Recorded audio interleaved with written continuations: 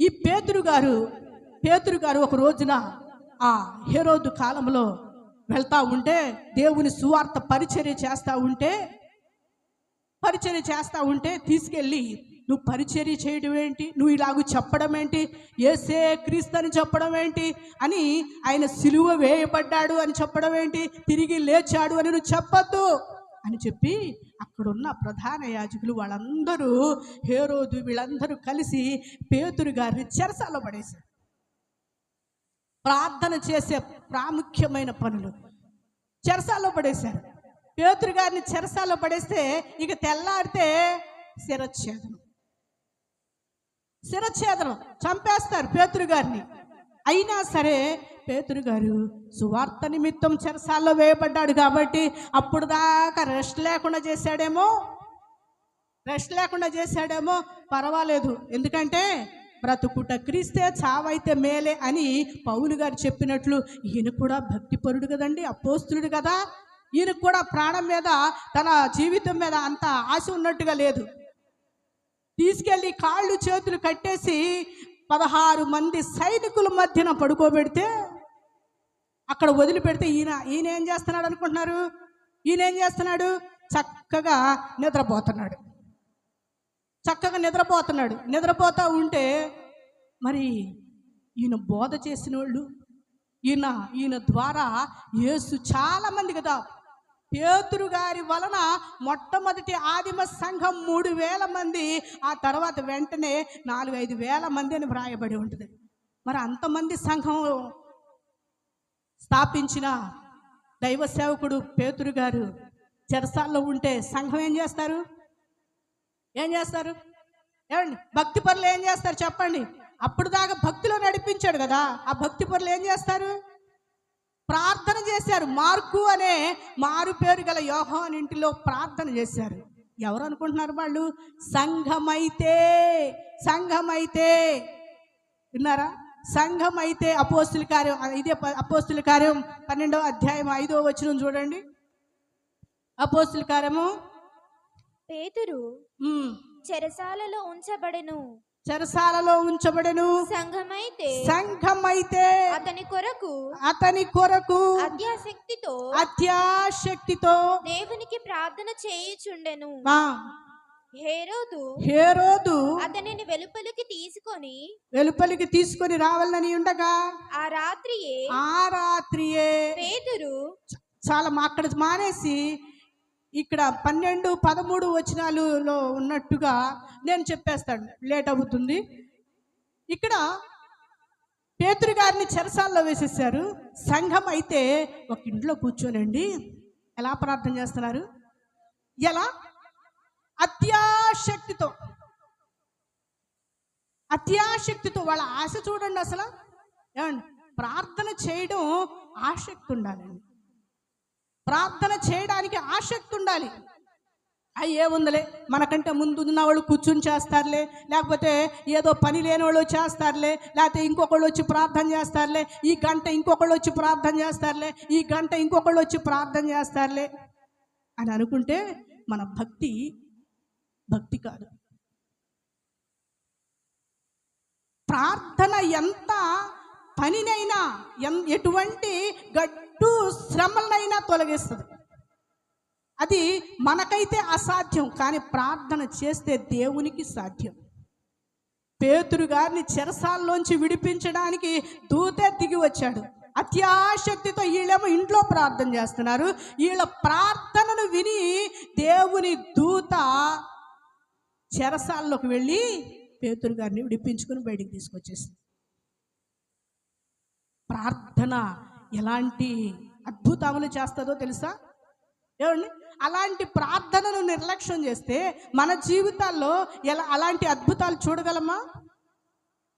అలాంటి అద్భుతాలు మనం ఏమనుకుంటామంటే, శ్రమలు వచ్చినప్పుడు కొద్దిసేపు ప్రార్థన చేస్తే చాలు. ప్రార్థనకు ప్రయారిటీ ఇవ్వండి, ప్రార్థనకు సమయం ఇవ్వండి, దేవునితో మాట్లాడడానికి సమయం ఇవ్వండి. అంతేకాదు, ఇదిగో ప్రార్థన ఎటువంటి శ్రమలనైనా, ఎటువంటి అధికారుల చేతిలోనైనా విడిపించడానికి సమర్థవంతమైనది ప్రార్థన.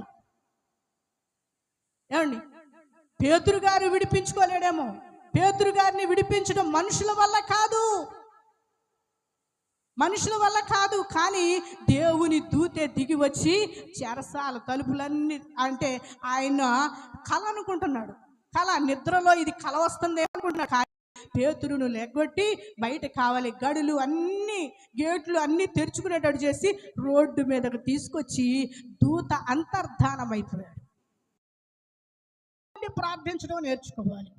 దేవుని సన్నిధిలో కూర్చొని ఆయన కూడా చాలాసార్లు చెప్పారు, మీరు మెలకువగా ఉండి ప్రార్థించండి, ఎడతెగగా ప్రార్థించండి, అదే దేవుని చిత్తము అని చాలాసార్లు చెప్పాడు ఆయన. శిష్యులతో కూడా అదే చెప్తున్నాడు, మీరు శోధనలో ప్రవేశిస్తారు బాబు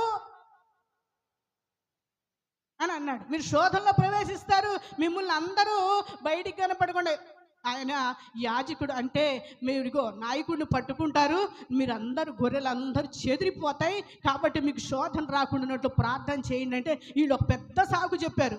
ఎలా, మనకు కూడా చాలా బలహీనతలు ఉన్నాయండి, మేము ఇప్పుడు దాకా రాత్రి అంతా పని చేసామండి, పగలంతా. ఏమండి, ఎంతమందికి ఆల్ నైట్కి వెళ్ళారు? రాత్రంతా ప్రార్థన చేసిన వారు ఎంతమంది? కాదు, ఏ ఒక్కరూ లేవు. మనం అందరం రాత్రి కొద్దిగా విశ్రమించాం. ఏది ఏమైనా శోధనలో ప్రవేశించకుండానట్లు మెలకుగా ఉండి ప్రార్థించడం చాలా చాలా అత్యవసరం. మన జీవితాల్లో చాలాసార్లు సులువుగా పెడతాడు చిక్కులు అపవాది. 92వ కీర్తనలో 91, 92వ కీర్తనలో ఉంటుంది కదా, అపవాది ఎలాంటి ఇబ్బందులు కలిగిస్తాడో, ఎలాంటి అపాయాలు వస్తాయో. కాబట్టి అలాంటి వాటినన్నిటినీ దేవుడు తప్పించాలి అంటే, దేవుడు వాటన్నిటి నుండి విడిపించాలి అంటే మనం తప్పకుండా ప్రార్థన చేసేవారమై ఉండాలి. ప్రార్థన చేస్తేనే కానీ మన మనవి ఆయన ఆలకించుతాడు అని మనం అర్థం చేసుకోవాలి. ఈ రోజున ఎంతమంది దేవునితో సహవాసం గడపడానికి ఇష్టపడతారు? ఎంతమంది దేవునితో మాట్లాడడం? ఏం ప్రార్థన చేస్తున్నాం మనం? ప్రార్థన సమయం, ఇప్పుడు ఆదివారం వచ్చాం, ఏదో కొద్దిసేపు ప్రార్థన, కొద్దిసేపు పాటలు, కొద్దిసేపు ఆరాధన, ఆ తర్వాత ఇదిగో దేవుని మాటలు, తర్వాత లాస్ట్ ప్రార్థన, ఆశీర్వాదం, వెళ్ళిపోవడం. ఏదైనా కొద్దిగా విజ్ఞాపన చేయడానికి కుదురుతుంది అంటే ఒక శుక్రవారం ఒక 4-5 బాగా కొంచెం ప్రార్థన చేసుకోవడానికి, అది కూడా 3 నుంచి 5 నిమిషాలు చేయడానికి. ఆ 3 నుంచి 5 నిమిషాలు చేయడానికి ఎంతమందికి సమయం కుదురుతుంది?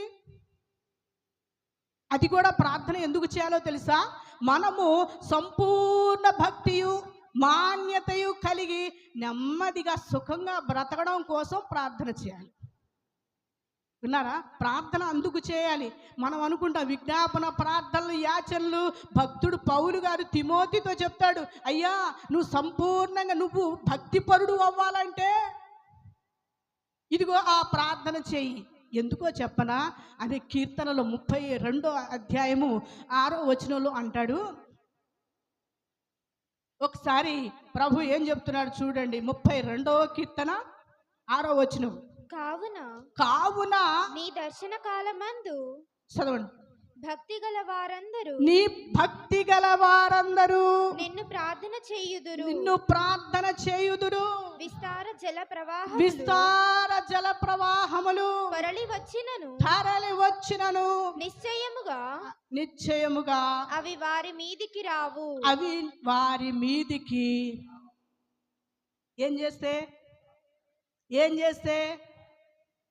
6వ వచనం. కావున నీ దర్శన కాలమందు భక్తి గల వారందరూ నిన్ను ప్రార్థన చేశారనుకోండి, అప్పుడు ఏం చేస్తావు అంటే విస్తార జల ప్రవాహములు పొరలి వచ్చినను నిశ్చయముగా అవి మీ మీదికి రావు. ఏమండి? విస్తారమైన జల ప్రవాహం ఎలా ఉంటుంది? అది అప్పుడప్పుడు వస్తున్నాయిగా వరదలు. ఆ వరదలు వలె మన మీదికి వచ్చే ఏ ప్రమాదాలైనా సరే, ఎటువంటి ఇబ్బందులైనా సరే, ఎటువంటి అపవాది కలిగించే శోధనలైనా సరే నీ మీదికి రాకుండా ఉండాలి అంటే, నీ కుటుంబం మీదికి రాకుండా ఉండాలి అంటే, నీ ఉద్యోగం మీదికి రాకుండా ఉండాలి అంటే, ఎటువంటి విపత్తు మీ మీదికి రాకుండా ఉండాలి అంటే చేయవలసిన పని ఏంటయ్యా అంటే ప్రార్థన. ఎవరు ప్రార్థన చేస్తారంట? భక్తి గలవారు ప్రార్థన చేస్తారు. ఏమండి, మన దగ్గర మనం భక్తి పరులు అయితే ప్రార్థన చేస్తాం. మన దగ్గర ఎంత భక్తి ఉంది అనేది తెలిసిపోవాలి అంటే మన ప్రార్థన ఏంటో, ఆ ప్రార్థన నడిపింపేంటో, ఆ ప్రార్థన దేని గురించి చేస్తున్నామో అది తెలుసుకుంటే, అది గనక వింటే మనం ఎంత భక్తి పరులమో అర్థమైపోతుంది. కాబట్టి ప్రతి ఒక్కరూ చేయవలసిన పని, భక్తులు చేయవలసిన పని ఏంటయ్యా అంటే ప్రార్థనే. భక్తి గల వారందరూ, దర్శన కాలమందు భక్తి గల వారందరూ నిన్ను ప్రార్థన చేయుదురు. ఏమండి, భక్తి ఉంది అంటే దేవుడే సాక్ష్యం ఇచ్చాడు అటువంటి వారికి. అపోస్తుల కార్యం 10వ అధ్యాయంలో శతాధిపతి అయిన కొర్నేలి, అసలు ఎందుకు బైబిల్ గ్రంథంలో ఆయన గురించి వ్రాయబడి ఉందో తెలుసా? 10వ అధ్యాయంలో భక్తి గల వారందరూ ప్రార్థన చేసిరి అని కీర్తనలో చెప్పినట్టుగా ఆయన కొర్నేలి 10వ అధ్యాయంలో, అపోస్తుల కార్యం 10వ అధ్యాయంలో ఆయన శతాధిపతి. శతాధిపతి అంటే 100 మంది అధికారులకు పైన. ఏమండి, ఆ పట్టణంలో శతాధిపతి, ఇటలీ అను పటాలమడబడిన కొర్నేలి, ఆ ప్రాంతంలో ఆయన శతాధిపతి. 100 మంది అధికారులకు పైగా ఈయన ఒక అధికారి అయ్యుండి ఈయన గురించి దేవుని దూత సాక్ష్యం ఇస్తున్నాడు. దేవుని దూత సాక్ష్యం ఇస్తున్నాడు. ఏమని? చదవండి, 10వ అధ్యాయము, అపోస్తుల కార్యములు 10వ అధ్యాయము, అపోస్తుల కార్యములు 10వ అధ్యాయములో కొర్నేలి అని దూత పిలిచింది చూడండి. 10వ అధ్యాయం మొదటి నుంచి చదవండి. ఇటలీ పటాలములో శతాధిపతి అయిన కొర్నేలి అని భక్తి పరుడు ఒకడు కైసరలో ఉండెను. అతడు తన ఇంటి వారందరితో కూడా దేవుని యందు భయభక్తులు గలవాడై ఉండి ప్రజలకు బహుధర్మము చేయుచు ఎల్లప్పుడును దేవునికి ప్రార్థన చేయువాడు. ఎలాంటి వాడు? అవునండి, యూదులైతే ముమ్మారు దావీదు ఉదయం, మధ్యాహ్నం, సాయంత్రం యూదులు ముమ్మారు ప్రార్థన చేస్తారు. కానీ ఈ అన్యుడైన కొర్నేలి చూసారా, భక్తిపరుడు ఈయన గురించి చెప్తున్నాడు. అయ్యా, ఈయన ఇంటి వారందరితో కూడా భయభక్తులు కలిగిన వాడు. అంతేకాదు ఎల్లప్పుడూ, ఎలా, ఎప్పుడు ఎల్లప్పుడూ. ఏమండి, ఈయన శతాధిపతి ఏంటి, ఎల్లప్పుడూ ప్రార్థన చేయటం ఏంటండి? ఇది అసలు సబమేనా? అది సబబు కాకపోతే దైవ గ్రంథములో రాయబడి ఉండదు. ఇది ఎంతవరకు సాధ్యం? ఏమండి, భక్తులు అని ఒకటి చెప్పాలి అంటే ప్రతికూల పరిస్థితిలో చేసేదే భక్తి. ప్రతికూల పరిస్థితిలో చేసేదే భక్తి. దానినే భక్తి అని పరిగణిస్తారు. తెలుసా? భక్తి అని అనాలి అంటే, ఇప్పుడు మనం క్రైస్తవులం, ఆదివారం దేవుని సన్నిధిలో కూర్చోవాలి, దేవుని సన్నిధిలో ఆరాధన చేయాలి, ఆయన సమయం ఆయనది అని ఆయన యందు భయభక్తులు కలిగిన వారమైతే, ఆయన ఆజ్ఞలను పాటించే వారమైతే, ఎడతెగక ఉండే వారమైతే మనం చేయవలసిన పని ఏంటో తెలుసా? ప్రతికూల పరిస్థితుల్లో కూడా మనకు ఆ సమయం కుదరదిక. ఒక్కొక్కసారి ఎలాంటి వ్యక్తికైనా ఆ సమయం కుదరదు. ఆ సమయం కుదరకపోయినా వదిలేసి దేవుని సన్నిధిలో ఉంటావు చూడు, అది భక్తి. అదే భక్తి. ఏ సమయమున ప్రార్థన చేయాలో ఆ సమయమున ఖచ్చితంగా ప్రార్థన చేసే దాన్నే భక్తి అంటారు. తెలుసా? ఈయన కొర్నేలి అన్యుడైనప్పటికీ ఇతను చేసే ప్రార్థన ఎలా ఉందో తెలుసా? ఇతను చేసే ప్రార్థన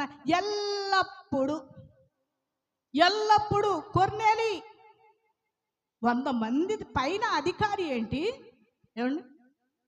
మనకి ఏదైనా చిన్న పోస్ట్ ఇవ్వండి, చిన్న పోస్టు, చిన్న ఉద్యోగం ఉంటే అది దేవుని కోసం ఎప్పుడైనా వదిలిపెట్టి ప్రక్కన పెట్టి ఆ సమయాన్ని ఇది దేవుని సన్నిధికి వెళ్ళే టైము, దేవుని ఆరాధించే టైము, ఇది పరిశుద్ధ దినము, పరిశుద్ధ సన్నిధికి వెళ్ళాలి, ఆయనను ఆరాధన చేయాలి, అప్పుడు నేను భక్తి పరుడను. కీర్తన భాగంలో చదివాం కదా, భక్తి పరులందరూ ప్రార్థన చేస్తారు. ఏమండి? ఏ సమయం లేనప్పుడు, ఏ పని లేనప్పుడు, ఉద్యోగంలో సమయం కుదిరినప్పుడు, సెలవిచ్చినప్పుడు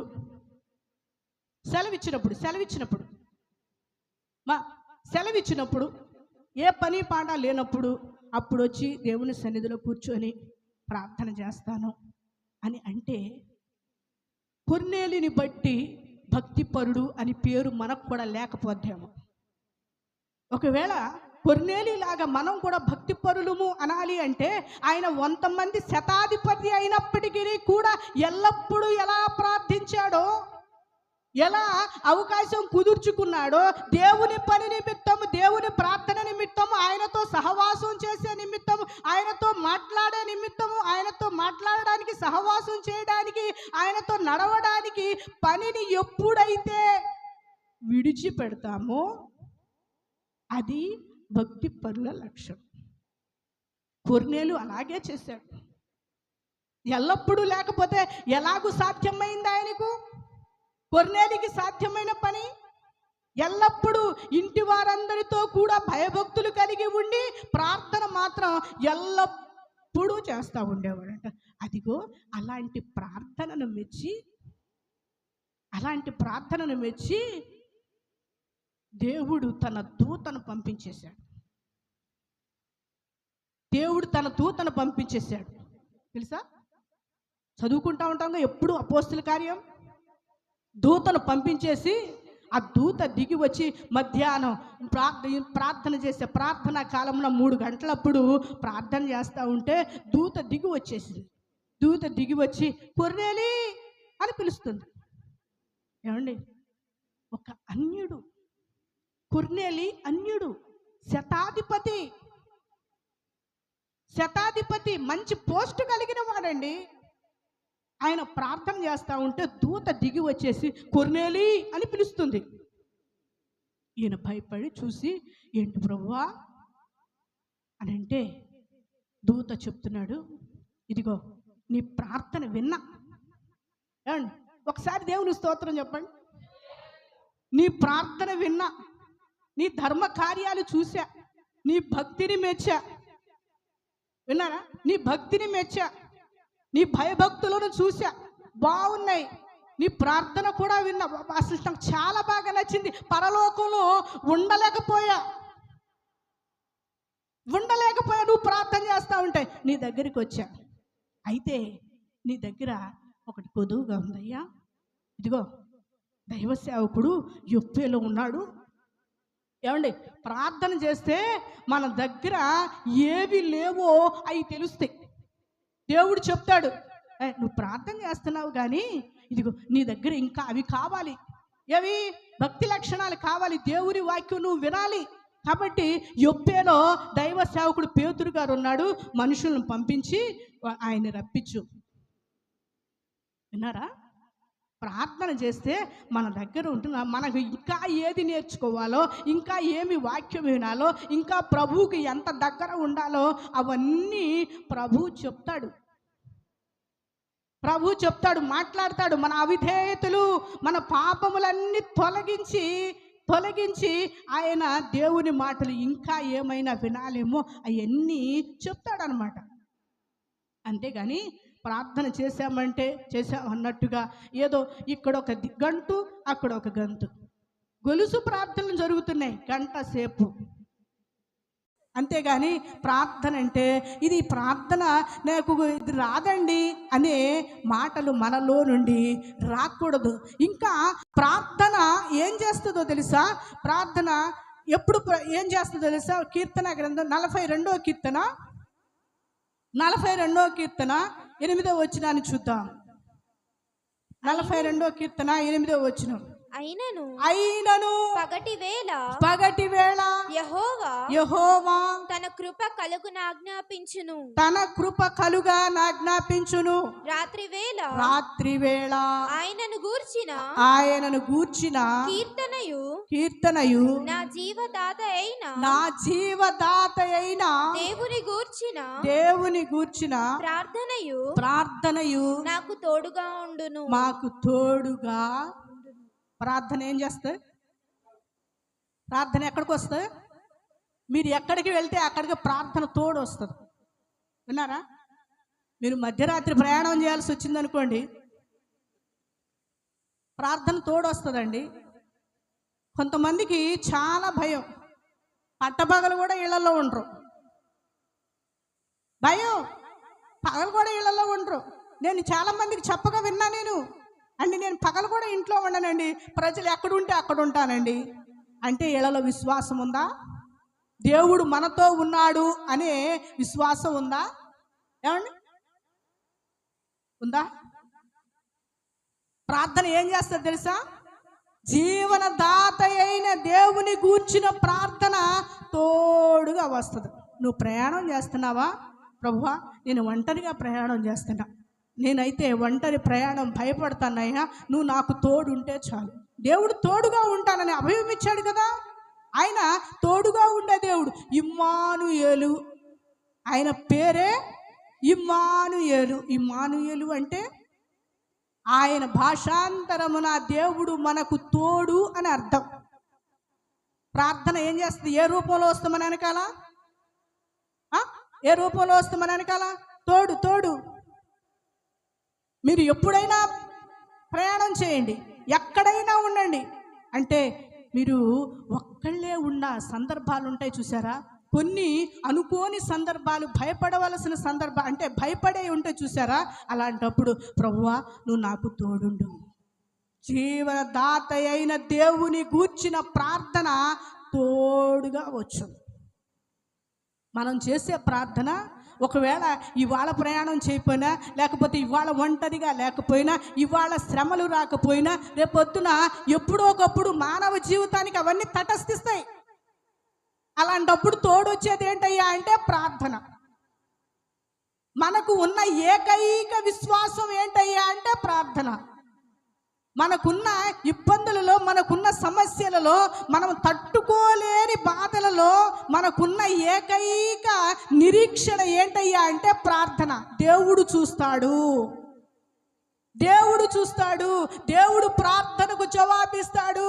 నా శ్రమలో నన్ను ఆదుకుంటాడు, నా ప్రార్థన వింటాడు, నాకు కేడెముగా ఉంటాడు, నాకు ఆశ్రయముగా ఉంటాడు, నా కుటుంబాన్ని కాపాడుతాడు.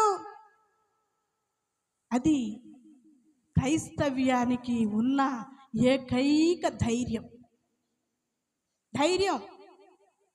కాబట్టి ఏం చేయాలి అంటే జీవనదాత అయిన దేవుని గూర్చిన ప్రార్థన తోడుగా వచ్చును. ఎక్కడికి వచ్చినాయో తెలుసా?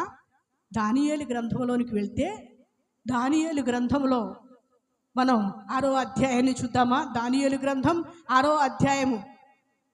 జీవనదాత అయిన దేవుని గూర్చిన ప్రార్థన మనకు తోడుగా వచ్చును. దానియేలు భక్తుడికి కూడా ఆ విధంగా తను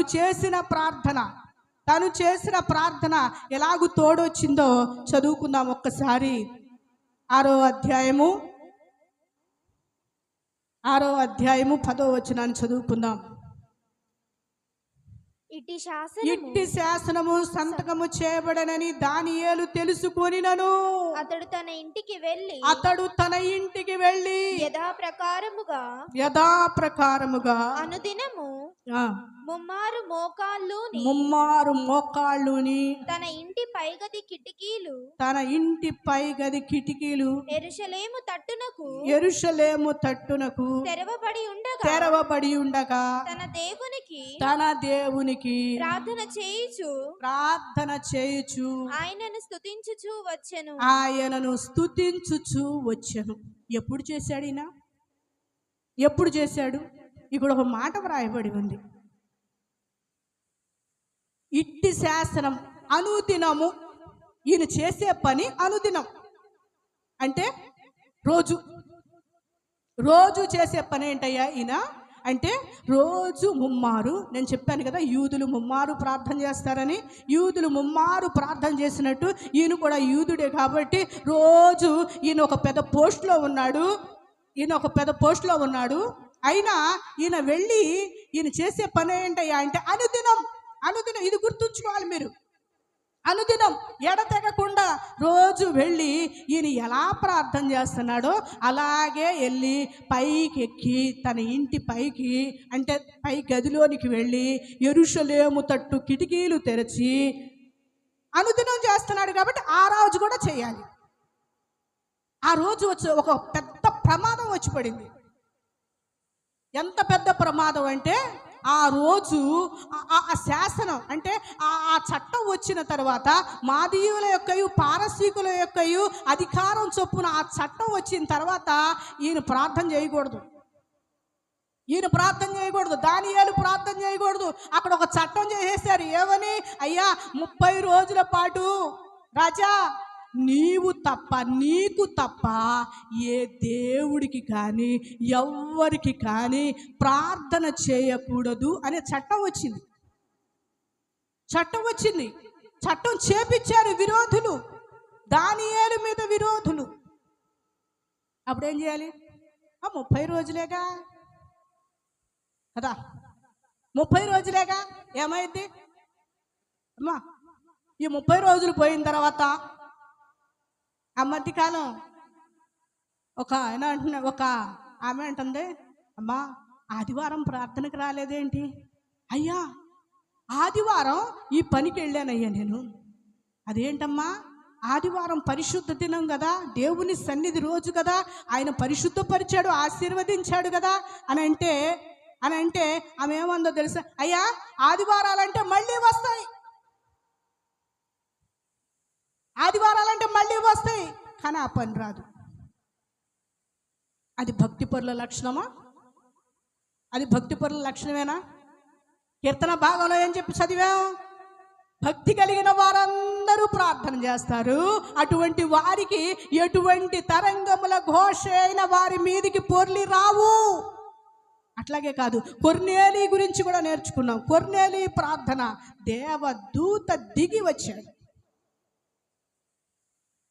ఇక అలాంటప్పుడు ఈయన ఏం చేయాలి? ఈయనకి ఒక చట్టం వచ్చేసింది, రాజుకు తప్ప 30 రోజులు ఎవరికి ప్రార్థన చేయకూడదు అని ఒక సంతకం చేయబడి చట్టం వచ్చేసింది. దానియేలు యథాప్రకారం డ్యూటీ దిగాడు. ఆయనకి తెలియదంటారా? దానియేలుకి తెలుసు. రాజు సన్నిధిలో మంచి పాత్ర, మంచి ఉద్యోగస్తుడినా, మంచి నమ్మకస్తుడు కూడా. ఈ సంతకం చేయబడిందని తెలిసి కూడా విన్నారా అమ్మా? భక్తి అంటే భక్తిలో ఉన్న దాన్ని ఏమంటారు, భక్తిలో ఉన్న స్టాండర్డ్ ఏంటనేది తెలిసిపోతుంది. మనం ఎప్పుడు ప్రార్థన చేస్తున్నాం అనేది భక్తిలో ఉన్న స్టాండర్డ్ ఏంటో తెలిసిపోతుంది. తెలుసా? మనం ఎప్పుడు ప్రార్థన చేస్తున్నాం అనేది. దానియేలు ప్రార్థన చేశాడు 30 రోజులు. ఆయన అనుకోవచ్చు, ఈ 30 రోజులు దాటిన తర్వాత 31వ రోజు ఆ సంతకం 30 రోజులే చెల్లిద్ది కాబట్టి, విన్నారా? ఆ సంతకం 30 రోజులే చెల్లిద్ది కాబట్టి ఈ 30 రోజుల లోపు ప్రార్థన చేస్తే సింహాల గుహలో పడతాను. ఈ 30 రోజులు పోయిన తర్వాత దేవునికి 31వ రోజు ప్రార్థన చేద్దాంలే. అదా ప్రార్థన? అలాంటి ప్రార్థనకు ఏం జవాబు వచ్చిందో లేదో నాకు తెలియదులే, కానీ దానియేలు అటువంటి సంతకం, అటువంటి శాసనం వచ్చినప్పటికీ దానియేలు యథాప్రకారం వెళ్ళిపోయి తన కిటికీ తెరిచి ప్రార్థన చేయడం మొదలుపెట్టాడు. చూసి రాజు దగ్గరికి వెళ్ళిపోయింది వార్త. అయ్యా ఈ దానియేలుని ఈరోజు ప్రార్థన చేయడం మాత్రం మానిపించేద్దాం అనుకొని నీకు భయపడతాడని సింహాల గుహను కూడా ఏర్పాటు చేశాము. ఈ దానియేలు మానలేదయ్యా, మానలేదు. అనుదినం ఎలా ప్రార్థన చేస్తున్నాడు, ఈ శాస్త్రం వచ్చినా ప్రార్థన చేస్తున్నాడు అని వెళ్ళి రాజుకు చెప్తే రాజు అవునా సరే తీసుకురండి. ఎక్కడెత్తారు, ఎక్కడేశారు దానియేలుని? ఏం చేశాడు, తప్పు చేశాడా? దానియేలు 31వ రోజు చేస్తానని అనుకున్నాడా? అంటే ప్రాణాన్ని కూడా వదిలిపెట్టడానికి ఇష్టపడ్డాడు. నా నిమిత్తం యేసు ప్రభు వారి శరీరధారిగా ఉన్న దినాలు నా నిమిత్తం తన ప్రాణమును సహా ద్వేషించకుంటే వాడు నా వాడు కాదు అని వాక్యం గుర్తుకొచ్చింది ఆయనకి. అనే మాట జ్ఞాపకం వచ్చింది.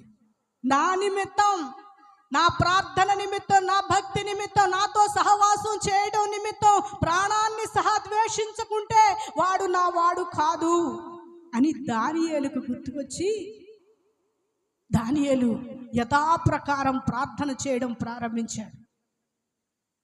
రాజు తీసుకువెళ్ళి దానియేలుని పిలవండి. నేను వద్దన్న పని చేశాడా? అయితే దానియేలుని పిలవండి. దానియేలు భక్తిపరుడని రాజు కూడా తెలుసు. అయినా శాసనం వచ్చింది కాబట్టి, చేశాడు కాబట్టి తీసుకెళ్ళి సింహాల గుహలో పడేశాడు. సింహాల గుహలో పడేస్తే ఏం చేశాయి దానియేలుని? ఏం చేశాయి దానియేలుని?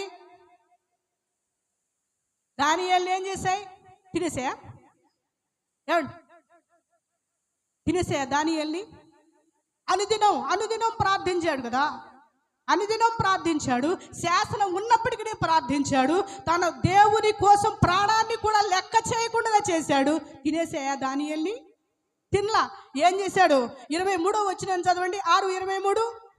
రాజు ఇందును గూర్చి అతి సంతోషభరితుడై దానియేలును చదవండి. గుహలో నుండి పైకి తీయుడని ఆజ్ఞ ఇయ్యగా బంట్రౌతులు దానియేలును బయటికి తీసిరి. అతడు తన దేవుని యందు భక్తి గలవాడైనందున అతనికి ఏ హానియు కలుగలేదు.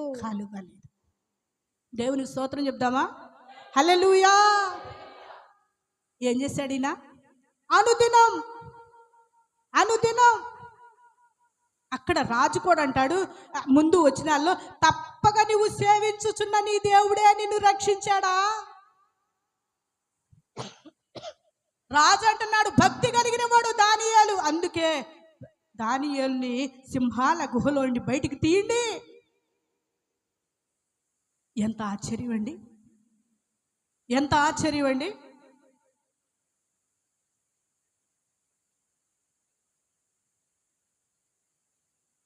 ఎంత ఆశ్చర్యం అండి. ప్రార్థన వల్ల ఎన్ని కార్యాలు జరుగుతాయి ఇప్పుడు అర్థమైందా? ఎన్ని కార్యాలు జరుగుతాయి అర్థమైందా? ప్రార్థన కూడా ఎలా చేయాలి? భక్తి కలిగి ప్రార్థన చేయాలి. ఆ భక్తి అంటే ఎలాగూ అంటే ఇదిగో దానియేలు సేవించినట్లు,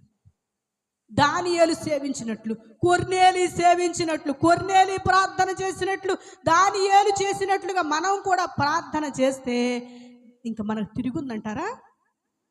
ఏమండి, ఏ ఇబ్బందులకైనా భయపడతామా?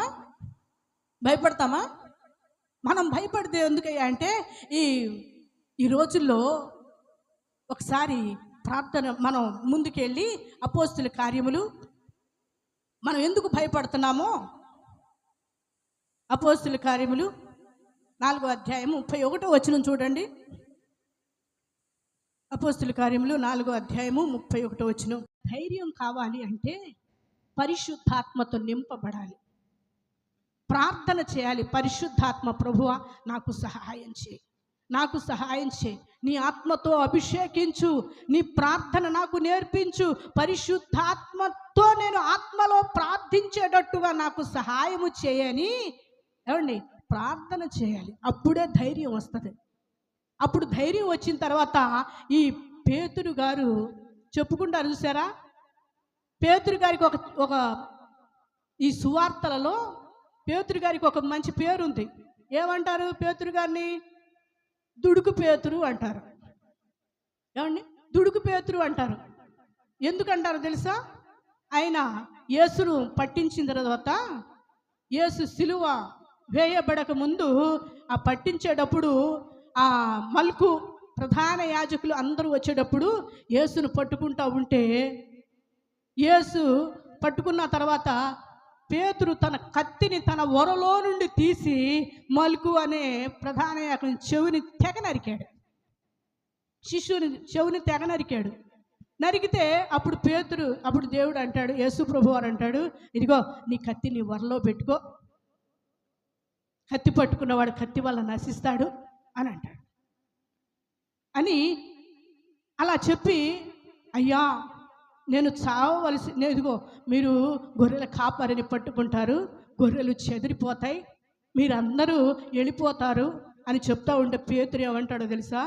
అయ్యా నేను నీతో చావవలసి వచ్చినా సరే నిన్ను ఎరగనని చెప్పనయ్యా, నేను వెళ్ళిపోనయ్యా అంటాడు.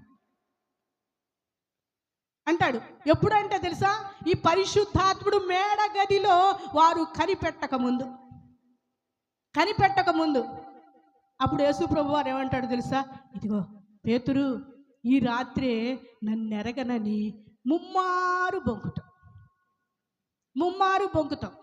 ముమ్మారు చెప్తావయ్యా అని అన్నాడు. 1, 2, 3 సార్లు అయిపోయింది ఆ రాత్రే. అప్పుడు పేతురుకు అర్థమవుతుంది, అమ్మో యేసు ప్రభువా నువ్వు ఇందుకేనా అని పేతురు ఏడవటం మొదలు పెడతాడు. మరి నీవు నజరేయుడైన యేసుతో కూడా ఉన్నవాడవా అని ఒక చిన్న పిల్ల అడిగితేనే నేను కాదు అని ఒట్టు పెట్టుకుంటా వెళ్ళిపోయే ఈ పేతురు గారు ధైర్యవంతుడయి బోధించాడు. అంటే ఎప్పుడంటే ప్రార్థన చేయగానే వారు కూడి ఉన్న చోటు కంపించింది. అంత శక్తివంతమైన ప్రార్థన చేసిన తరువాత వాళ్ళల్లో పరిశుద్ధాత్ముడు దిగి వచ్చి ఒక్కొక్కరిని అభిషేకించి, ఒక్కొక్కరిని బలవంతులుగా చేసి, ఒక్కొక్కరిని శక్తివంతులుగా చేసి, ఒక్కొక్కరిని త్యాగపూరితులుగా చేసి, దేవుని కొరకు నేను బోధించుచున్న క్రీస్తు కొరకు ప్రాణాన్నైనా పెడతాను అని ధైర్యం వచ్చి దేవుని కొరకు ప్రతిష్ఠించుకొని ఆయన కొరకు బ్రతుకైనా చావైనా సరే లాభమే అని బ్రతకటం ధైర్యవంతులైపోయారు. ప్రార్థన చేస్తే ఏమొస్తుందో తెలుసా? ధైర్యం వస్తుంది. ప్రార్థన చేస్తే బలవంతులవుతారు, ప్రార్థన చేస్తే శక్తివంతులవుతారు, ప్రార్థన చేస్తే ఇతరులకు సాక్ష్యం ఇచ్చేటట్టుగా ఉంటారు, ఇతరులకు ధైర్యంగా సాక్ష్యం ఇచ్చేటట్టు ఉంటారు. భయపడరు దేనికి? దేవుని గురించి చెప్పడానికి, దేవుని గురించి సాక్ష్యం ఇవ్వడానికి. ఇంకా మనం భయపడుతున్నామా? మన కుటుంబంలో ఎవరికైనా చెప్పాలంటే భయపడుతున్నామా? ఏమండి, మన బంధువులకి ఎవరికైనా యేసు ప్రభు గురించి చెప్పాలంటే భయపడుతున్నామా? అయితే మనమందరము చేయవలసింది ఏంటయ్యా అంటే, ఇక్కడ ప్రార్థించినట్లుగా అపోస్తులు ప్రార్థించినట్లుగా మనము కూడా కంపించేటట్లుగా ఎదుటి వారిని కదిలించి మీ దేవుడే దేవుడు అని అనేటట్లుగా ప్రార్థించాలి. ముందు ప్రార్థన చేసి కానీ ఎదుటి వారికి సాక్ష్యం ఇవ్వాలి. అప్పుడే మనం ధైర్యవంతులు అవుతాం. లేకపోతే మన మాటలు ఎవ్వరు వినరు. ప్రార్థన అందుకు ఉపయోగపడుతుంది. ఇంకా ప్రార్థన దేనికయ్యా అంటే, మానక ప్రార్థన చేసేది ఎందుకయ్యా అంటే, సంఘములో మనం అందరము ఆయన కొరకు ప్రతిష్ఠించుకోవడానికి. చూడండి కొలసీ పత్రిక 1 నుండి 1వ అధ్యాయం కొలసీ పత్రిక 1వ అధ్యాయము 9వ వచనం. అందుచేత చదివేసేయండి అమ్మా, లేకపోతే నేను చదువుతాను ఉండండి. కొలసీ పత్రిక 1వ అధ్యాయము 9వ వచనం. అందుచేత ఈ సంగతి విని నాటి నుండి మేమును మీ నిమిత్తము ఆత్మ సంబంధం మీ నిమిత్తము ప్రార్థన చేయుట మానక మీరు సంపూర్ణమైన సంపూర్ణ జ్ఞానమును ఆత్మ సంబంధమైన వివేకము గలవారును ఆయన చిత్తమును పూర్ణముగా గ్రహించువారునై ప్రతి సత్కార్యములో సఫలులగుచు దేవుని విషయమైన జ్ఞానమందు అభివృద్ధి పొందుచు అన్ని విషయములలో ప్రభువును సంతోషపెట్టునట్లు ఆయనకు తగినట్లుగా నడుచుకొనవలని ఆనందముతో కూడిన పూర్ణమైన ఓర్పును దీర్ఘశాంతమును కనపరుచునట్లు ఆయన మహిమా శక్తిని బట్టి సంపూర్ణ బలముతో బలపరచబడవలననియు తేజోవాసులైన పరిశుద్ధుల స్వాస్థ్యములో పాలివారమగుటకు మనలను పాత్రులుగా చేసిన తండ్రికి మీరు కృతజ్ఞతాస్తుతులు చెల్లింపవలనియు దేవుని బతిమాలుకొనుచున్నాము. ఎందుకు బతిమాలుకోవాలో తెలుసా? ఇక్కడ ఎపఫ్రా, ఈ కొలస్సీ సంఘానికి ఎపఫ్రా అనే దైవ సేవకుడు పౌలు గారికి తోటి జతపనివాడు, భక్తిపరుడు. ఆయన వెళ్ళి ఈ కొలస్సీలో ఉన్న సంఘానికి, అయ్యా ఇదిగో ఈ సంఘం గురించి ఎపఫ్రా పౌలు గారు చెరసాల్లో ఉంటే చెరసాల్లో చెప్తున్నాడు, అయ్యా కొలస్సీ సంఘం అయ్యా ఇదిగో ఇలా ఉన్నారు, ఇంతమంది రక్షింపబడ్డారు, ఇదిగో వాళ్ళు దేవుని కొరకు నిరీక్షణ కలిగి ఉన్నారు అని చెప్తే ఈ ఎపఫ్రా చెప్తా ఉంటే పౌలు గారు అంటాడు, ఇంకా వాళ్ళ గురించి ప్రార్థన చేస్తూ వాళ్ళు కూడా ప్రార్థన చేసుకోవాల్సిన సందర్భం ఏంటో తెలుసా? ఇంకా విషయాలు ఏంటో తెలుసా? ఆ సంగతులు వినిన నాటి నుండి మీరు 9వ వచనం, ఆ సంగతులు అందుచేత ఈ సంగతి వినిన నాటి నుండి మేమును మీ నిమిత్తం ప్రార్థన చేయుట మానక. ఎందుకు?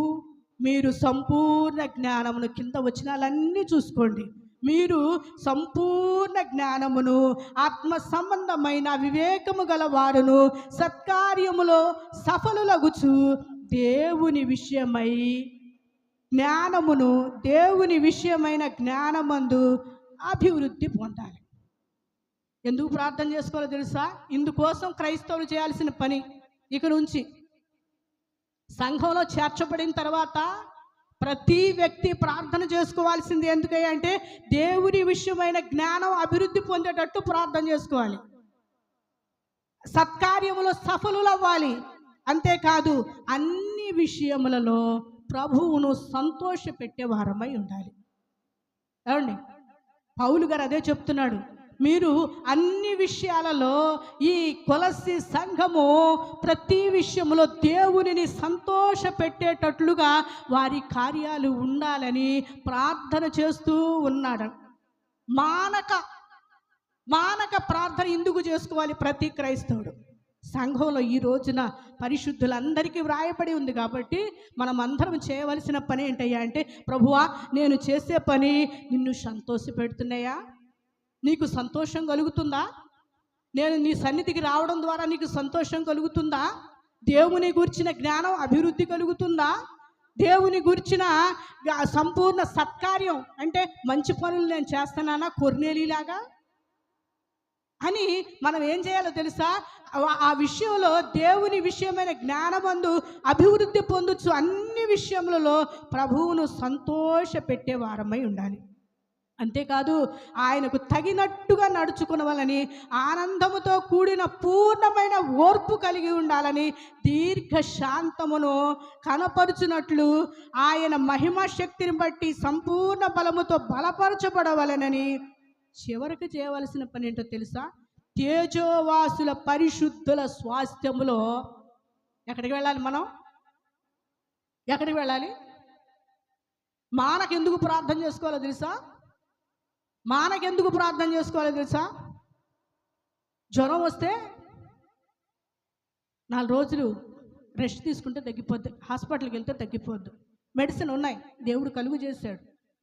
తలనొప్పి వచ్చింది అనుకోండి, తలనొప్పి వస్తే హాస్పిటల్కి వెళ్తే సరిపోద్ది.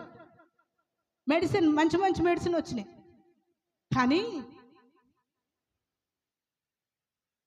ప్రతి వ్యక్తి చేయవలసిన పని ఏంటయ్యా అంటే, ఇదిగో ఈ విషయం కొలస్సీ పత్రికలో సంఘం గురించి పౌలు గారు మానక ప్రార్థన చేసేది ఏంటో తెలుసా?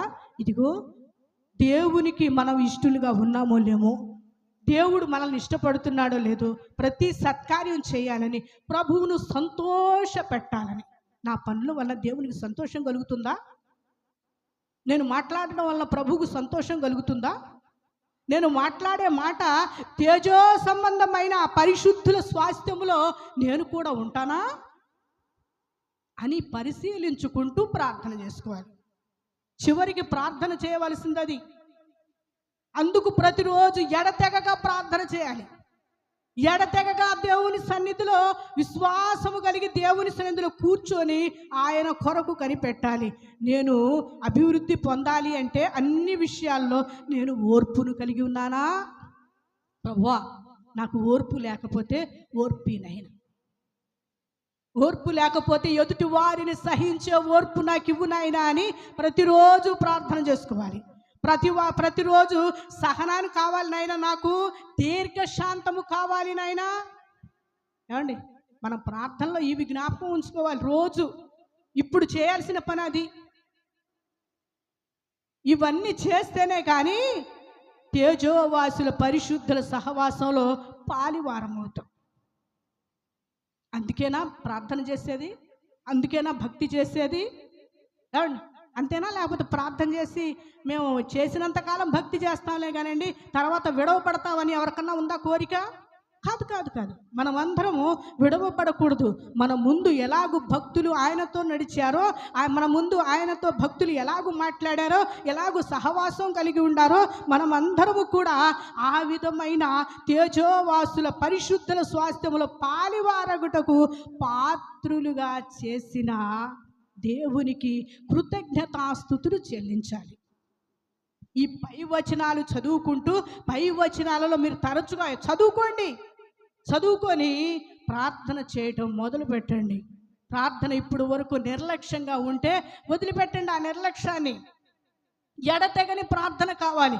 ఎడతెగని ప్రార్థన, దేవునితో సహవాసం కలిగి ఉండాలి. అప్పుడు దేవునితో పరిశుద్ధులతో సహవాసం కలిగి ఉంటాం.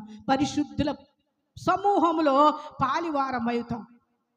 కానీ వచ్చిన చిక్కు ఏంటంటే, యూదా పత్రిక ఒక వచనం చదివి ముగిస్తాను. యూదా పత్రిక ఒకటే పత్రిక ఉంటుంది, ఒకటే అధ్యాయం ఉంటుంది. ఆ ఒకటే అధ్యాయంలో 17, 18, 19 వచనాలు. అయితే ప్రియులారా, అంత్యకాలమందు తమ భక్తిహీనమైన దురాశల చొప్పున నడుచు పరిహాసకులుందురని మన ప్రభువైన యేసుక్రీస్తు అపోస్తుల పూర్వమందు మీతో చెప్పిన మాటలను జ్ఞాపకం చేసుకొనుడి. అట్టివారు ప్రకృతి సంబంధులను ఆత్మలేని వారు భేదములు కలుగజేయుచున్నారు. ప్రియులారా, మీరు విశ్వసించు అతి పరిశుద్ధ దాని మీద మిమ్మును మీరు కట్టుకొనుచు పరిశుద్ధాత్మలో ప్రార్థన చేయుచు నిత్య జీవార్థమైన మన ప్రభువుకు యేసుక్రీస్తు కనికరము కొరకు కనిపెట్టుచు దేవుని ప్రేమలో నిలుచున్నట్లు కాచుకొని ఉండాలి. ప్రార్థన ఏంటి అంటే, ఇప్పుడు మనం దేవుని ప్రేమలో ఉన్నామా? పరిశుద్ధాత్మలో ప్రార్థన చేస్తున్నామా? అంతేకాదు, అది ఎందుకు ఉపయోగపడుతుంది అంటే, మనం చేసే ప్రార్థన నిత్య జీవార్థం కోసం. అమ్మా, నిత్యము మహిమలో అని చెప్పానే, తేజోవాసుల స్వాస్థ్యములో పాలివారం అవుతామన్నామే. ఇదిగో అందుకు ఇది నిత్య జీవార్థమైన మన ప్రభువుకు యేసుక్రీస్తు కృప కొరకు కనిపెట్టుకోవడం. ఏమండి, కృప కొరకు కనిపెట్టుకోవడం ప్రార్థన. అయితే జరిగేది ఏంటయ్యా అంటే 17వ వచనం, అంత్యకాలమందు అయితే ప్రియులారా, అంత్యకాలమందు తమ భక్తిహీనమైన, ఏమండి ఒక రకంగా చెప్పాలి అంటే, మీకు వారి గురించి ఇక్కడ వ్రాయబడి ఉంది. అంత్యకాలము భక్తిహీనమైన దురాశలు. ఏమండి, భక్తిహీనం అయిపోతే దురాశల చొప్పునే నడుచుకుంటారు. ఏమండి, దురాశల చొప్పునే నడుచుకుంటారు. అటువంటి వారికి దేవుడు పెట్టిన పేరు భక్తిహీనులు అని. భక్తిహీనులు అంటే దేవునికి ఇష్టమా?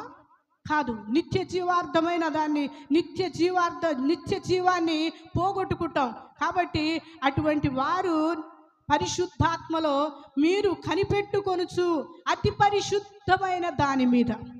ఏది అతి పరిశుద్ధమైనది? ఏమండి, ఏది అతి పరిశుద్ధమైనది?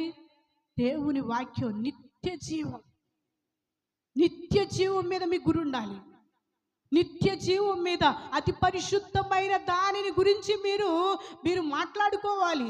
ప్రభువా, నాకు సహాయం చేయి, నేను నిత్య జీవంలోనికి రావాలి, నీ దగ్గరికి రావాలి, నీతో సహవాసం చేయాలని పరిశుద్ధాత్మలో ప్రార్థన చేస్తూ నిత్య జీవార్థమైన మన ప్రభువుకు యేసుక్రీస్తు కనికరము కొరకు ప్రార్థన అంటే దేవుని బతిమాలుకోవడం. ఏమండి, మీరు ఎవరి కోసమైనా ప్రార్థన చేయండి. మీ కుటుంబం కోసం ప్రార్థన చేస్తారా? ప్రార్థన చేయండి. ప్రార్థన అంటే దేవుని బతిమాలుకోవడం. నేను ఒక విషయాన్ని చెప్తా. ఈ మధ్య కాలమే మనం ప్రార్థన చేస్తే చాలామందికి జవాబు రావడం లేదు అని అనుకుంటాం. కానీ జవాబు వస్తుంది, తప్పకుండా జవాబు వస్తుంది. ప్రార్థన చేయడం మాత్రం మానేయకూడదు. మీరు ఎవరి గురించి అయినా ప్రార్థన చేయండి. మీ కుటుంబంలో మీ భర్తలు మారలేదా? ప్రార్థన చేయండి. ప్రార్థన చేసి ప్రార్థనలో కనిపెట్టండి. దేవుడు ఆ సమయాన్ని ఇస్తాడు. మీ బిడ్డలు మారట్లేదా? ఎంత ప్రార్థన చేసినా ఏం ఉపయోగం లేదండి, ఎవ్వరు మారట్లేదు అనుకుంటున్నారా? తగిన సమయం కోసం ఎదురు చూడండి. ప్రార్థన చేయడం మానబాకండి. ఈ మధ్యకాలం ఒక షార్ట్ మెసేజ్లో ఒక షార్ట్ వీడియో అట్లా వచ్చింది. జెర్మియా గారు చెప్తున్నారు ప్రార్థన గురించి. హైదరాబాద్ ఇమ్మానుయేల్ మినిస్ట్రీ జెర్మియా గారు చెప్తున్నారు, ప్రార్థనకు చావు లేదు. నిత్య జీవార్థమైన యేసుక్రీస్తు కొరకు కనిపెట్టడం అని యూదా పత్రికలో రాయబడి ఉన్నట్టు ఆయన అంటున్నాడు, ప్రార్థనకు చావు లేదండి. ఒకవేళ ప్రార్థన చేసి మనమైనా చచ్చిపోతాం. అంటే ఈ లోకాన్ని వదిలి దేవుని దగ్గరికి వెళ్ళడానికి సిద్ధపడతాం. ఈ లోకాన్ని వదిలితే, ఈ దేహాన్ని వదిలిపెడితేనే కదండి ఆయనతో కలుసుకునేది. కాబట్టి ప్రార్థన చేసిన వారైనా భూమి మీద లేకుండా ఉంటారు, కానీ ప్రార్థన చచ్చిపోదు అని అంటున్నాడు. మీరు ఎవరి గురించైనా ప్రార్థన చేయండి. మీ కుటుంబం గురించి అయినా, మీ బంధువుల గురించి అయినా, దేశం గురించి అయినా, రాష్ట్రాల గురించి అయినా విజ్ఞాపనలు చేసి మీరు చేయండి. ప్రార్థన మర్చిపోవద్దు. ప్రార్థన మర్చిపోవద్దు. ప్రార్థన చేయండి. ప్రార్థనకు చావు లేదు అని చెప్తా ఆయన అంటున్నాడు. ఆది కాండంలో అబ్రహాము పెద్ద దాసుడైన దమస్కు ఎలియాజరు ఉన్నాడు చూసారా? దమస్కు ఎలియాజరు ఆయన ఎంత ప్రార్థనా పరుడో కదా, ఎంత ప్రార్థనా పరుడో తెలుసు కదా. అబ్రహాము ఇంట ఉన్న పెద్ద దాసుడండి ఎలియాజరు తెలుసుగా. కోడలు తీసుకురావడానికి వెళ్ళిన ఆయన ఎంత ప్రార్థనా పరుడంటే ఒంటెలను సహా మోకరింప చేసిన సమర్థవంతుడు. ఏమండి, మన ఇంట్లో మన బిడ్డలు మోకరిస్తారా? కుటుంబ ఆరాధన చేస్తారా మీరు? కుటుంబ ప్రార్థన సాయంత్రం అయ్యేసరికి భోజనానికంటే ముందు కూర్చొని ఒక పాట పాడి ఒక అధ్యాయం చదువుకొని చిన్న చిన్న ప్రార్థనలు బిడ్డలతో చేయించి మీరు కూడా చేస్తారా? చేస్తే మీ ఇల్లు వర్ధిల్లుతాయి. మీ ఇల్లు వర్ధిల్లుతాయి. చిన్న చిన్న ప్రార్థనలు చేసుకొని భోజనం చేసి పడుకుంటే మీ ఇల్లు వర్ధిల్లుతాయి. ఉదయకాలం లేచి అందరికంటే ముందు వచ్చి హాల్లో కూర్చొని ప్రార్థనలు చేసి, అంటే ఒక పాట పాడి చిన్న ప్రార్థనలు చేసి మళ్ళీ మీ పనుల్లో దేవునికి స్తోత్రాలు చెప్పి మీ పనులు చేసుకుంటున్నారా? అయితే వర్ధిల్లుతారు. ఎలియాజరు గురించి చెప్పాను కదా, ప్రార్థన ఒంటెలను సహా మోకరింపజేసిన ప్రార్థనా పరుడు ఎలియాజరు. ఆ ఎలియాజరు చేసిన ప్రార్థన ఎప్పుడు ఫలించింది అంటే సరిగ్గా 1500 సంవత్సరాల తర్వాత, ఎలియాజరు చచ్చిపోయిన 1500 సంవత్సరాల తర్వాత సరిగ్గా అపోస్తులైన పౌలు సౌలుగా ఉన్నప్పుడు ప్రధాన యాజకుల చేత తాకీదులు వ్రాయించుకొని అప్పటికే సంఘంలో ప్రతి వారిని చెరపట్టి చంపుతూ ఉంటూ కూడా దమస్కులో ఉన్న క్రైస్తవులను కూడా హింసించడానికి తాకీదులు వ్రాయించుకొని వెళ్తా ఉంటే ఏం చేశాడు? సౌలుని ఏం చేశాడండి? దమస్కులో ఉన్న క్రైస్తవులను కూడా హింసించడానికి ఈ సౌలు వెళ్తా ఉంటే దేవుడు, దమస్కులో ఉన్న క్రైస్తవులను హింసిస్తావా నువ్వు? దమస్కులో ఉన్న నా బిడ్డలను హింసిస్తావా అని చెప్పి దేవుడు చర్య తీసుకున్నాడు అని చెప్తున్నాడు ఆయన. సరిగ్గా ఎలియాజరు చచ్చిపోయిన 1500 సంవత్సరాల తర్వాత జరిగిన సంఘటన, సౌలు పౌలుగా మారాడు. ఆ దమస్కు వారినే చంపడానికి వెళ్తా ఉంటే దేవుడు సౌలును పౌలుగా మార్చేశాడు. అక్కడ హింసించనీలా దమస్కులో వారిని, దమస్కులో సంఘాన్ని చెరపట్టనీలా. విన్నారా? ప్రార్థన ఎన్ని సంవత్సరాల తర్వాత పనికి వచ్చిందండి? సరిగ్గా 1500 సంవత్సరాల తర్వాత సౌలు పౌలుగా మారాడు. అంతేకాదు, ఆ సంఘం చెరపట్టబడకపోవడమే కాకుండా క్రూరుడైన సౌలు కూడా పౌలుగా మారాడు. ఇతడు నేనేర్పరచుకొనిన సాధనం అన్నాడు పౌలు గారి గురించి. కాబట్టి ఈ మధ్యాహ్న కాల సమయంలో మీరు ప్రార్థన చేస్తున్నారా? చేయండి. మీ ప్రార్థన ఫలితం ఇస్తుంది, మీ ప్రార్థనకు జవాబు వస్తుంది.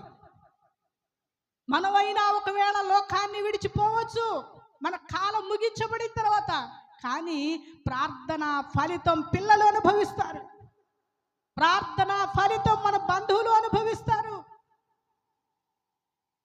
నీతిమంతులు విడవబెట్టు కానీ వారి పిల్లలు భిక్షమెత్తుట కానీ నేను చూచి ఉండలేదు అని దావీదు అంటాడు.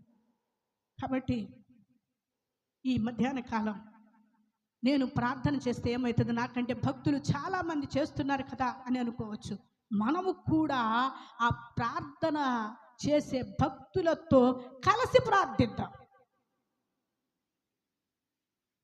ఏకీభవించి ప్రార్థన చేద్దాం. అంతేకాదు, పేతురు గారిని చెరసాల్లో వేసినప్పుడు సంఘం ఎలా ప్రార్థించిందో అలాగే మనము కూడా అత్యాశక్తితో ఎడతెగకుండా ప్రార్థన చేద్దాం. అందుకు ప్రార్థన అవసరం. ప్రార్థన ఎందుకు అవసరం?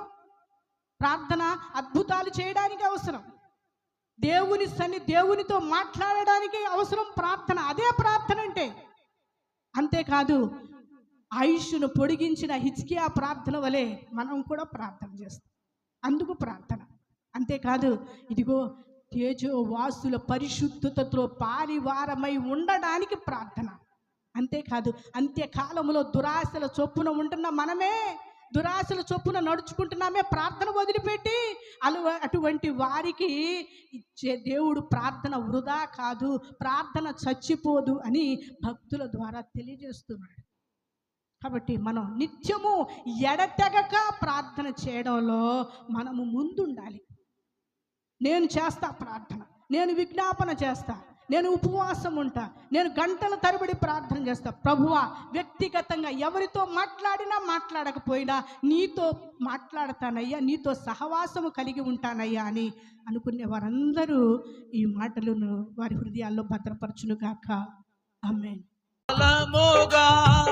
ఆకాశములు వర్షము నీయక మోయబడెను, బహుకాలముగా ఆకాశములు వర్షమునీయక మూయబడెను. ఎంత నలిగిన దైవ జనమున ప్రార్థన దాహము పుట్టకపోయెను. ఎంత నలిగిన దైవ జనమున ప్రార్థన దాహము పుట్టకపోయెను. సంఘమును మన జీవితములను సంఘమును మన జీవితములను బలిపీఠములే కట్టగరండి కట్టగరండి మరలి రండి దైవ జనమా.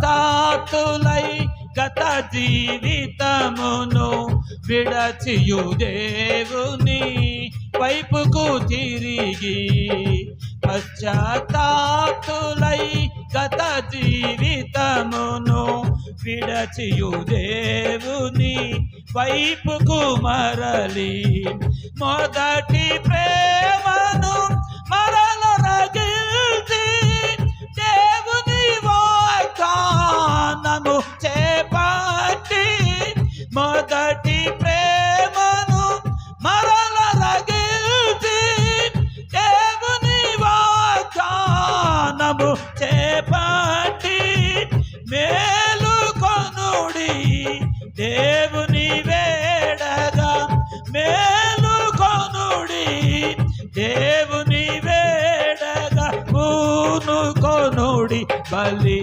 పీఠము కట్టగా పీఠము కట్టగా మరలి రండి దైవ జనమా.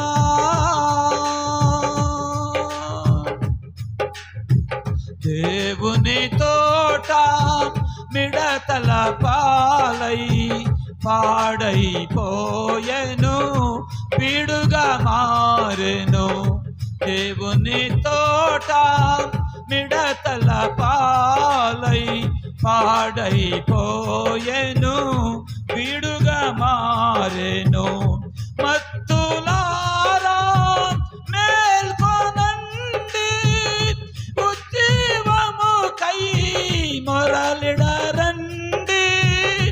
మత్తులారా మేల్కొనండి ఉజ్జీవముకై మొరలిడరండి. పిలువనంపుడి ప్రార్థన వీరుల పిలువనంపుడి ప్రార్థన వీరుల బలిపీఠము కడ రోదించండి రోదించండి మరలి రండి దైవ జనమా. ప్రభుని పిలుపిదే పరుగిడి రండి మరలి రండి దైవ జనమా. యేసయ్యా విడువక ఉన్నారో ఎడతెగక ఉన్నారో తిరిగి నాయన ఆ విధమైన అనుభవాలు నాకు దయచే. ఈ ఆసక్తి మీకుంటే ఒక్కసారి మీ చేతులు పైకెత్తి ప్రభువుని అడగండి. మత్తును విడదాం, మత్తును విడిచిపెడదా. ఏ మత్తు నిన్ను ఆవరించి, ఏ ఐహిక విచారులు నిన్ను ఆవరించి, ఏ విధమైన ఈ లోక స్నేహము నిన్ను ఆవరించి నీ ప్రార్థన జీవితాన్ని దోచుకుంటుందో, నీ ప్రార్థన జీవితాన్ని నాశనం చేస్తూ ఉందో దానిని గుర్తించి ఆ స్థితి నుంచి విడుదల పొంది దేవుని వైపు తిరుగు బిడ్డ. దేవుని కార్యాలు చూస్తావు, దేవుని కృపను పొందుతావు. నీ వ్యక్తిగత క్షేమానికి అది ఎంతో దీవెనకరం, నీ కుటుంబ క్షేమానికి అది ఎంతో ఆశీర్వాదకరం, నీ ఆత్మీయ అభివృద్ధికి ప్రార్థన అనేటటువంటి అనుభవము ఎంతో ప్రయోజనకరం. ప్రభువానికి స్తోత్రం నాయన. భక్తులందరూ ప్రార్థించి, భక్తులందరూ దేవుని సహాయాన్ని కోరుకొని ప్రార్థనా పరులై ప్రార్థన ద్వారా ఎన్నో అద్భుతమైనటువంటి విజయాలు పొందుకున్నారు. ఆ దశగా నన్ను మమ్మల్ని నడిపించు నాయనా. అందుకొరకైన ఆసక్తి నాలో మరలా రగిల్చయ్యా. ప్రార్థన దీపాన్ని వెలిగించు నాయనా. కోరుకుందాం, ప్రార్థన చేసుకుందాం. మహాపరిశుద్ధుడైన మా ప్రియ ప్రేమ కలిగిన తండ్రి, మీకు వందనాలు నాయనా, స్తోత్రాలు చెల్లిస్తూ ఉన్నాం. ఈ మధ్యాహ్న కాల సమయంలో మీ లేఖనాల్లో నుంచి ఈనాటి ఆరాధనలో ఈ దాసురాలని ప్రభు మీరు బలపరిచి తన నోట మీ మాటలను ఉంచి ఆది అపోస్తుల కాలంలోని సంఘం ప్రార్థన యందు ఎడతెగక ఎందుకు ఉండిందో, వారు ప్రార్థన చేయడం ద్వారా ఎలాగున రక్షింపబడ్డారో, ప్రార్థన చేయడం ద్వారా పునాదులు ఎలాగున కదిలాయో, ప్రార్థన చేయడం ద్వారా స్వస్థతలు ఎలాగున జరిగాయో, ప్రార్థన చేయడం ద్వారా ప్రభువా వారి సమస్యలు ఎలాగున విడిపోయాయో, ప్రార్థన చేయటం ద్వారా దేవా వారు ఎలాగున స్వస్థపరచబడ్డారో, వారి ఆయుష్కాలాన్ని ఎలాగున పెంచుకున్నారో, ప్రార్థన చేయటం ద్వారా అతి పరిశుద్ధమైన దాని యందు ఎలాగున తమను తాము కట్టుకున్నారో ప్రభువా, ఎన్నో కోణాలలో నాతో మాతో మీరు మాట్లాడారు. మీకు స్తోత్రం, స్తోత్రం. ఈ మాటలు కేవలము ప్రభు ఈ కాసేపు మేము వినుటకు మాత్రము విని విస్మరించే వారంగా ఉండక, మేమును మా పూర్వీకుల వలె వారి మాదిరిని ప్రభు మేము అనుసరిస్తూ ఈ కడవరి దినాలలో మమ్మల్ని మేము కట్టుకోవడానికి, మా కుటుంబాలను కట్టుకోవడానికి మాకు సహాయం చేయి. ఎలియాజరును మాకు జ్ఞాపకం చేసేవయ్యా. ఎంత గొప్ప ప్రార్థన పరుడు. అతడు ప్రార్థన చేయటం మాత్రమే గాక అతడు తన ఒంటెలను కూడా మోకరిల్లింపజేసినటువంటి ఒక అద్భుతమైనటువంటి ఆ ఆత్మీయ అనుభవం ఆయన ఈ కడవరి దినాల్లో నాకు మాకు అందరికీ మీరు దయచేయండి. ఇంతవరకు నీ బిడ్డలని మాటలు విన్నారు, నీ వాక్యాన్ని ధ్యానిస్తూ ఉండగా ఆలకించారు. దానిని అంగీకరించే మనసు, జీవితానికి అన్వయించుకునే మనసు, దానికి అనుగుణ్యంగా జీవించే మనసు, ప్రార్థన సమయాన్ని పెంచుకునే మనసు మా అందరికీ మీరు అనుగ్రహించి, తద్వారా మీ కార్యాలు మెండుగా మా అందరి జీవితాల్లో జరిగించి, వాక్యం అందించిన నీ దాసురాలు మరింతగా మీరు దీవించి, మరిన్ని వాక్య ప్రత్యక్షతలు మాకు అనుగ్రహించి, తద్వారా నాతో మాట్లాడి మీ నామానికి మహిమ తెచ్చుకున్నామని జరిగించిన ఈనాటి ఈ ఆరాధన క్రమము కొరకు మీకు కృతజ్ఞతలు, స్తుతులు, వందనాలు చెల్లించుకుంటూ చేరి వచ్చిన నీ బిడ్డలందరినీ ప్రభువా మీరు ప్రత్యేకంగా దీవించమని కోరుకుంటూ మా ప్రభువును రక్షకుడైన యేసయ్య పరిశుద్ధమైన నామములో ఈ మనవులన్నీ ప్రార్థించి అడిగి వేడుకుంటూ ఉన్నాం మా ప్రియ పరలోకపు తండ్రి, ఆమేన్. మన పరమ తండ్రి దేవుని దయ, ప్రభు అయిన యేసుక్రీస్తు వారి యొక్క ఉన్నతమైన కృప, పరిశుద్ధాత్మని యొక్క నిత్య సన్నిధి సహవాసం ఈనాటి ఆరాధనలో పాలు పంపులు పొందిన మనకును, మన వలె ప్రభువును సేవించు సకల లోక పరిశుద్ధులకును, ప్రభు రాకడ వచ్చే వరకు, మన పోకడ జరిగే వరకు సదాకాలం ప్రభు సన్నిధి తోడయ్యుండి నడిపించును గాక. ఆమేన్. యేసు రక్తమే జయం, సిలువ రక్తమే జయం. యేసు నామానికి సంపూర్ణమైన విజయము కలుగును గాక. ఆమేన్, ఆమేన్, ఆమేన్. హల్లెలూయా, హల్లెలూయా. అందరికీ ప్రభు పేరిట వందనాలండి. విన్న వాక్యాన్ని నెమరు వేసుకుంటూ ఉండండి. ఆ తర్వాత అప్లోడ్ చేసిన తర్వాత గ్రూపులో పెడతారు దాన్ని. మరలా వీలైతే వీక్షించండి, ప్రార్థనా జీవితాన్ని పెంచుకోనండి. ఏం కోల్పోతున్నామో గ్రహించండి, ఎక్కడ కట్టబడవలసిన వారు ఎక్కడ కట్టబడుతున్నామో ఆలోచన చేసుకొని ఈ కడవరి దినాల్లో ప్రభు రాకడలో ఎత్తబడట కొరకు కట్టబడవలసిన చోట మనం కట్టబడదాం, ప్రభువుకు మహిమకరంగా బ్రతుకుదాం. ఈ వారం కార్యక్రమాలు ఏమైనా ఉన్నాయా?